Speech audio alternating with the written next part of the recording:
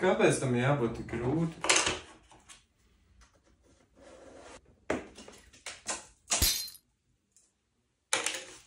Tagad to ekrānu vairs nav jāieks labot. Tas montors tik vecs, ka bez tās stikla viņam vairs nav nekādas vērtības. Tā dažreiz notiek. Atkritumos šo nevar mēs, jo tur ir visādi smagie metāli, kas var nonākt vidē, tāpēc braucam to nodot. Meklējam tuvāko nodošanas punktu zaļais.lv. Akropoli. Baterijas, elektropreces. Braucam!